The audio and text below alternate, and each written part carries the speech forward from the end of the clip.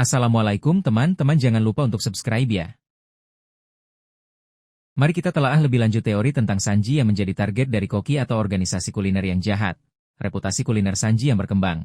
Seiring dengan petualangan bajak laut topi jerami, kemampuan memasak Sanji tidak hanya diakui oleh krunya tetapi juga berpotensi menyebar ke seluruh dunia. Keterampilannya dalam menciptakan hidangan lezat dan inovatif, serta dedikasinya terhadap kualitas bahan makanan, dapat membuatnya menjadi sosok yang terkenal di kalangan pecinta kuliner, baik yang baik maupun yang jahat. Potensi musuh dengan obsesi kuliner gelap.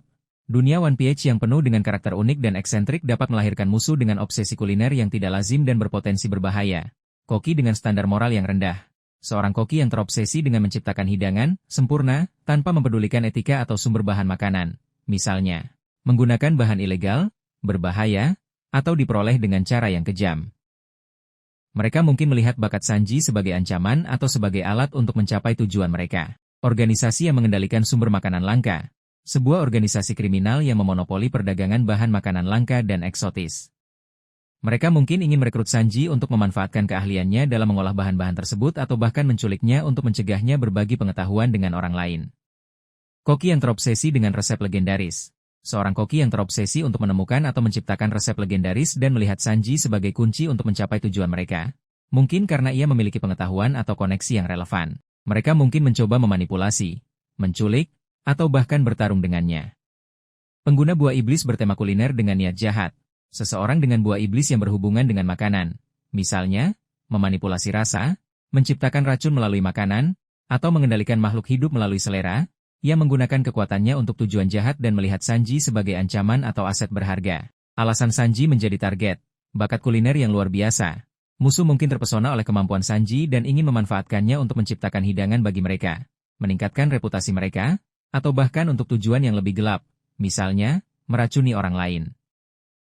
Pengetahuan tentang bahan makanan langka. Sanji mungkin secara tidak sengaja menemukan informasi atau memiliki akses ke bahan makanan langka yang dicari oleh musuh. Penolakan untuk bergabung. Jika musuh adalah organisasi kuliner yang jahat dan mencoba merekrut Sanji, penolakannya dapat membuatnya menjadi target. Persaingan kuliner yang mematikan. Dalam dunia kuliner yang ekstrim, persaingan untuk menjadi yang terbaik bisa menjadi sangat sengit dan bahkan berbahaya. Warisan atau koneksi dengan koki legendaris. Sanji mungkin memiliki hubungan tak terduga dengan koki legendaris di masa lalu yang membuatnya menjadi target bagi mereka yang mencari warisan koki tersebut. Potensi konflik dan pengembangan karakter. Menjadi target dari musuh dengan obsesi kuliner yang jahat dapat menciptakan alur cerita yang menarik bagi Sanji. Ujian prinsip.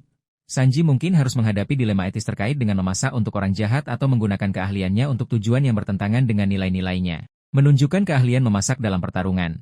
Sanji mungkin harus menggunakan pengetahuan kulinernya secara kreatif dalam pertempuran, mungkin dengan memanfaatkan bau, rasa, atau sifat bahan makanan untuk mengalahkan musuh.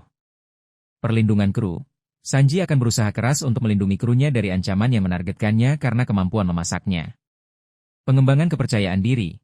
Mengatasi musuh yang terobsesi dengan keahliannya akan semakin memperkuat kepercayaan diri Sanji dalam bakatnya. Teori ini membuka kemungkinan alur cerita yang unik dan menarik, menggabungkan elemen kuliner dengan aksi dan drama khas One Piece. Ini juga akan memberikan kesempatan bagi Sanji untuk bersinar di luar peranannya sebagai petarung.